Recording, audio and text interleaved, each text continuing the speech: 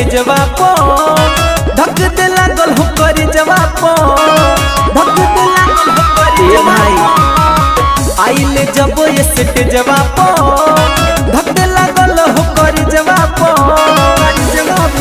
बिया गजब के सोमे आने पाली रे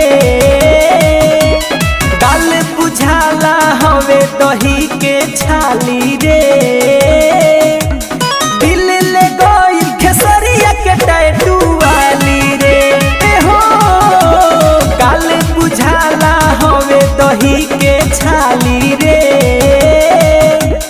दिल ले गइल खेसरिया के टैटू वाली रे टैटू वाली जगदम्बा रिकॉर्डिंग स्टूडियो विजयपुर मोड़।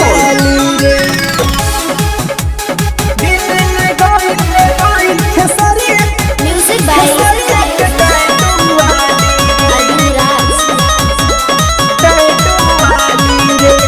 कारी कारी अखिया से हमके कोदल दिया उघाही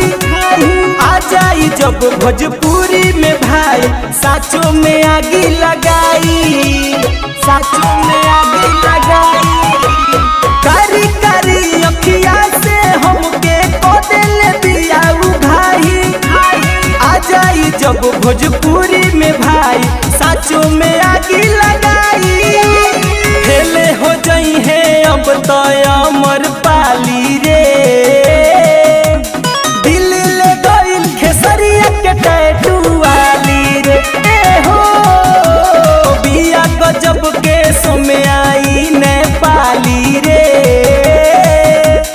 दिल ले गइल खेसरिया के टैटू वाली रे टैटू वाली रे टैटू वाली रे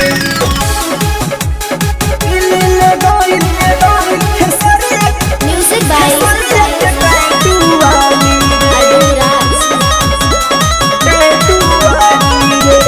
बीबल राज के जान ही राखेल दिल के अंदर होश हवास गवा दिल बाड़े देखी के राइटर नरेंद्र देखी के राइटर नरेंद्र राहुल भाई बीबल राज के जान ही राखेल दिल के अंदर होश हवास गवा दिल बाड़े देखी के राइटर नरेंद्र कहे मनीष छोटू तनिको नाला जाली रे